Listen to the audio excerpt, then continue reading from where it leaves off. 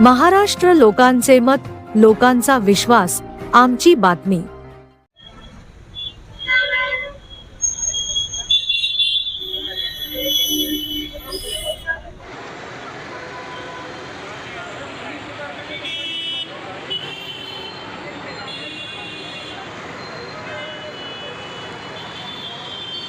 यहाँ पर जो अभी धरना आंदोलन लगा गया है, धरना आंदोलन रखने का क्या कारण है?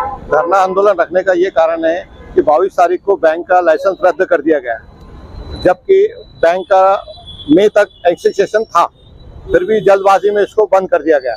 प्रशासक मात्रे बोलकर है, उसने उसको बंद कर दिया, उसको रेकमेंड किया, जबकि पहला एक लेटर है कि ये बाराते साहब थे, प्रशासक भी थे और डीडीआर थे, उन्होंने ये दिया था पुलिस कमिश्नर को 7/11/2024 को, ये कि भाई इसके अंदर दीपाली कुलकर्णी बोलकर एक उस्मानपुरा ब्रांच की एक मैनेजर है, जिसने अपने सौता के ऑडिट के ऊपर, सौता केस के ऊपर पैसा रिकवर कर दिया, इसका एफआईआर दाखिल नहीं किया, जबकि 1 करोड़ों में इसका दाखिल नहीं किया। और दूसरी बात, आज हमारे को कोई देने नहीं रहा, सरकार ने प्रशासक जो है मात्रे साहब जो है उनको ही उसके ऊपर नियुक्त कर दिया, जबकि वो आदमी सही नहीं है। हम चाह रहे हैं कि भाई उसकी जगह कोई दूसरा हो, जबकि हमने सरकार को दिया है कि मैडम का नाम दिया है, पर अब वो मैडम का नाम जानबूझ के नहीं लिया जा रहा, वो ईमानदार मैडम है बोलकर।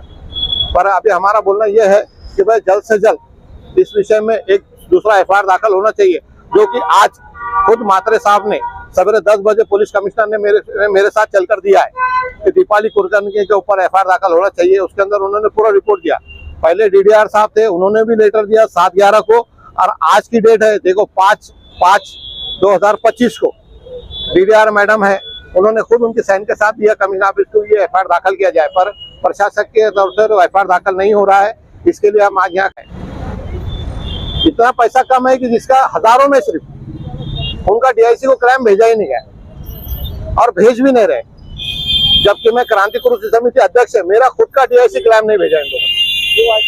नहीं, तुम लड़ रहे बोल के नहीं देने का है, तुम लड़ रहे बोल के नहीं देना है, जबकि मैंने कई बार उसके अंदर कंप्लेंट दिया, सरकार को करा, अब सब करा हमने एक बात भी। जैसा आपने अभी बताया कि प्रशासक जो है चेंज करना चाहिए, इस बारे में बिल्कुल बिल्कुल प्रशासक चेंज करना चाहिए।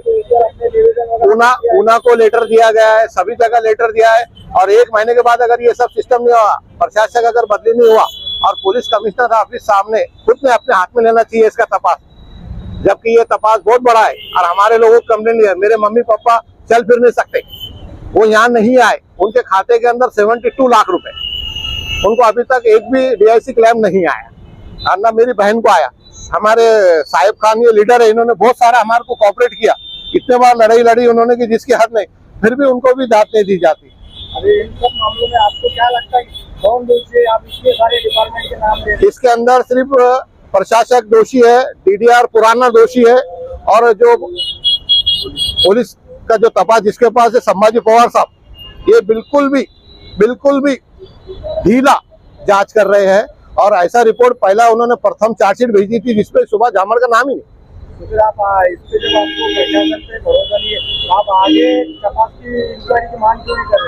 बिल्कुल आगे करे हुए, लेखी में भी करे हुए, और आज के बाद 1 महीने के बाद, आज तो हमने सिर्फ धरना आंदोलन लिया, 1 महीने के बाद हम उपोषण को बैठेंगे। आपका नाम बोलिए। मेरा नाम शेख अरुण शेख सुबान, क्रांति कुर्ती समिति अध्यक्ष।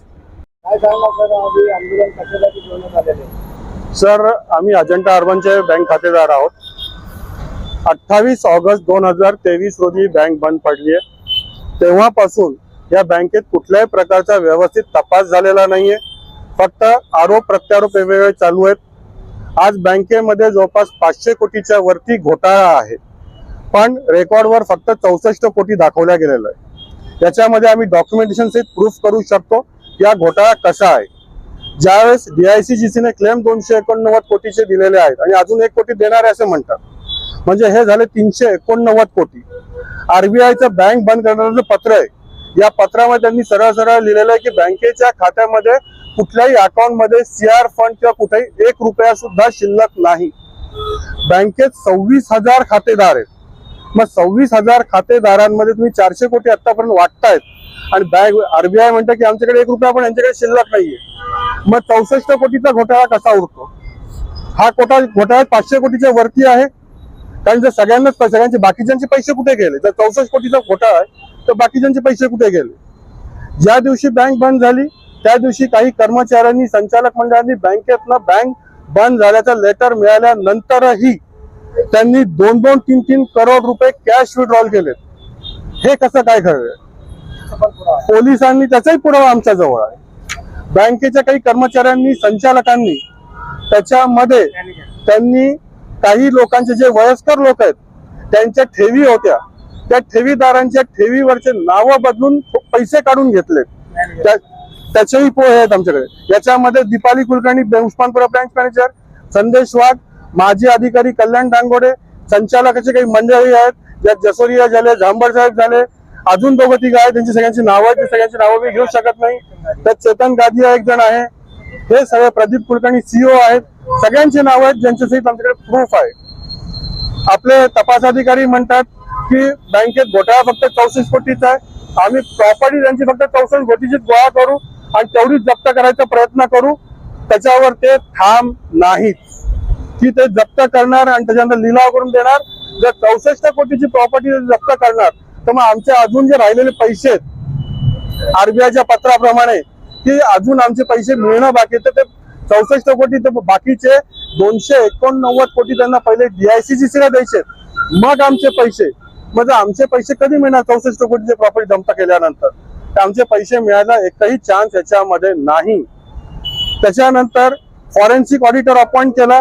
फॉरेन्सिक ऑडिटरला बँकेच्या कर्मचाऱ्यांनी त्यांनी कुठल्याही प्रकारचं सहकार्य केलं नाही, डॉक्युमेंट दिले नाही.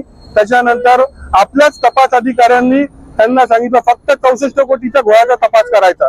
का पूर्ण तपास नाही करायचा? जर बँक 500 कोटीच्या वरती आहे तर पूर्ण तपास का नाही करायचा? पूर्ण तपास केल्यानंतर अजून जास्त घोळ निघायची शक्यता आहे. त्याच्यामुळे त्यांना पूर्ण तपास करू देत नाहीयेत.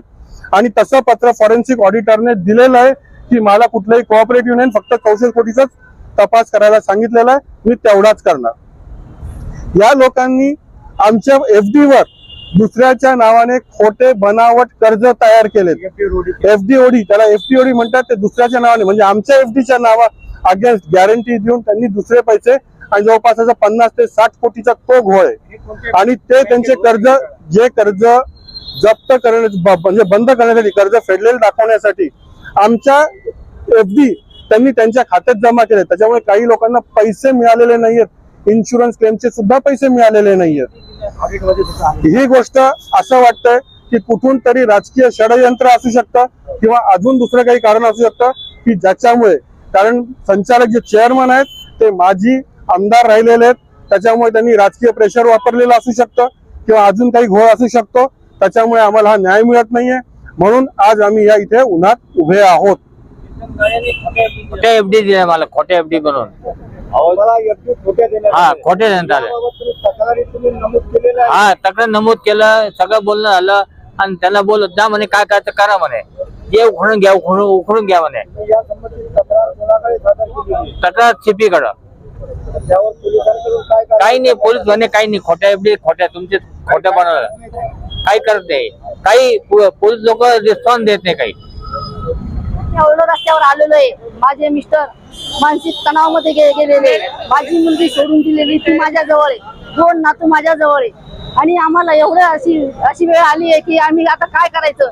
आमचे पैसे नाही मिळाले तर आम्ही स्वतः, मी इथं येऊन आत्महत्या करणार आहे. मला आता पर्याय नाही राहिलेला आहे. मी किती परेशान झालेले. माझ्या मानसिक तणावाच्या, माझ्या माणसाला गोळ्या चालू आहे. ते गोळ्याला पैसे कुठून आणायचे? आम्ही फार रस्त्यावर आलोय. आमची काही करून तुम्ही एवढी आमची रक्कम आम्हाला द्या. आम्ही तुमचे लय आभार राहू.